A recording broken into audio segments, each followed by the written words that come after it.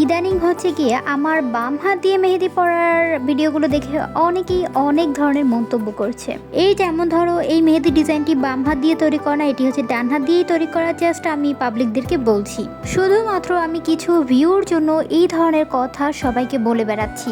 আবার ধরো কিছু কিছু আর্টিস্টদের বড় বোন কিংবা বড় ভাইরা এসে এই টাইপের কমেন্ট করে, এর থেকে ভালো ডিজাইন তো আমার বোন বাম পা দিয়েও তৈরি করতে পারবে। আবার ধরো যারা যারা বুঝতে পারে যে আসলে এই ডিজাইনটি বাম হাত দিয়ে তৈরি করা, তারা আবার এই টাইপের কমেন্ট করে যে ডান হাত থাকতে আবার আমরা বাম হাত দিয়ে কেন মেহেদি পরবো, আমরা তো ডান হাত দিয়েই পরতে পারি, এত আদিক্ষেতা করার কি দরকার। তো প্রথম কথাটি হচ্ছে গিয়ে এই ডিজাইনটি বাম হাত দিয়ে তৈরি করা না ডান হাত দিয়ে তৈরি করা, জাস্ট আমি পাবলিকদেরকে বলছি কিছু ভিউর জন্য। আসলে এই ডিজাইনটি বাম হাত দিয়ে তৈরি করা কি করা না সেটা আমার ফলোয়ার্সরা খুব ভালো করেই জানে। আর দ্বিতীয় কথাটি হচ্ছে গিয়ে ভিউজ, আমি ভিউজের জন্য নাকি এই ধরনের কথাগুলো বলে থাকি, তাই না?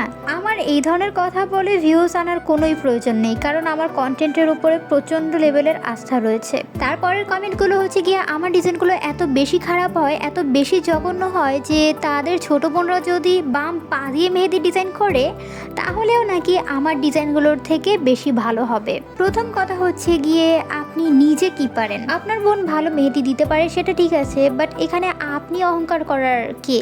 আপনি কেন শো অফ করছেন?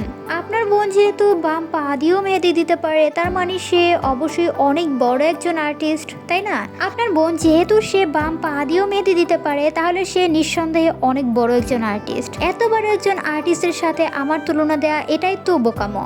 আমি কখনোই বলি না যে আমি অনেক ভালো মেহেদি দিতে পারি, আমার ডিজাইনগুলো বেস্ট। আমি চেষ্টা করি ভালোভাবে ডিজাইন তৈরি করার, বাট আমি কখনোই বলি না যে আমার ডিজাইনগুলো বেস্ট। আর হচ্ছে গিয়ে আমি নাকি ন্যাকামো করি, ন্যাকামো করে ডান হাত দিয়ে মেহেদি না পরে বাম হাত দিয়ে কেন মেহেদি পরি। আমার বাম হাত দিয়ে মেহেদি পরার অনেকগুলোই কারণ রয়েছে। তো প্রথম দিকে যখন আমি ভিডিও বানাতাম তখন আসলে অত ভালো করে সব কিছু বুঝতাম না, কিভাবে মেহেদি বানাতে হয়, কি করলে অনেকগুলো ডিজাইন একসাথে তৈরি করতে পারবো, কি করলে মেহেদিতে কালার হবে না, এই সম্পর্কে তেমন কোনো আইডিয়াই ছিল না আমার।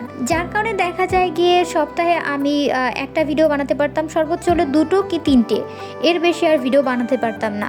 তবে এতটা ডিস্টেন্স, এতটা গ্যাপ রেখে ভিডিও আপলোড করলে তাহলে তো আমার চ্যানেল তো ওঠা তো দূরের কথা, ডাউনের দিকেই যাবে।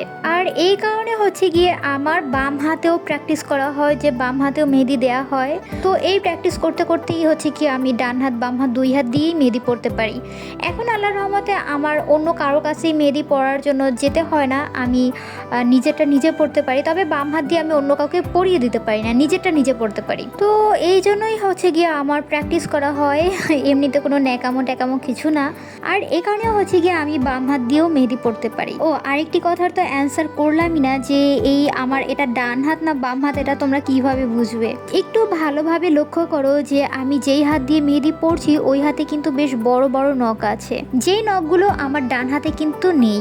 আর তাছাড়াও তোমরা যদি আমার রেগুলার ভিডিও দেখো তাহলে কিন্তু বুঝতে পারবে যে আমার ডান হাতে অলওয়েজ মেহেদি দেয়া থাকে, মানে আমি যেহেতু ইনস্ট্যান্ট মেহেদিগুলো বাম হাতে ব্যবহার করি, এই কারণে কিন্তু আমার বেশ কিছুদিন বাম হাতে মেহেদি লাগানোই থাকে। তো যাই হোক, আমি হচ্ছে গিয়ে তোমাদেরকে একটি রিকোয়েস্ট করছি, প্লিজ এই ধরনের কেউ কমেন্ট করো না, কারণ আমার এমনিতে খারাপ লাগে না, কিন্তু এই ধরনের কমেন্টগুলো দেখলে না ভীষণই খারাপ লাগে, তখন আর ভিডিও বানানোর ইচ্ছাটাই থাকে না। তো যাই হোক, এই ডিজাইনটিও কিন্তু বাম হাত দিয়েই তৈরি করা। অবশ্যই কমেন্টে জানাতে ভুলবে না যে ডিজাইনটি কেমন হয়েছে।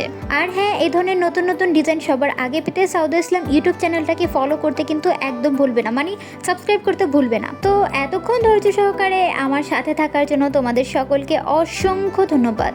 Thank you so much for watching this video.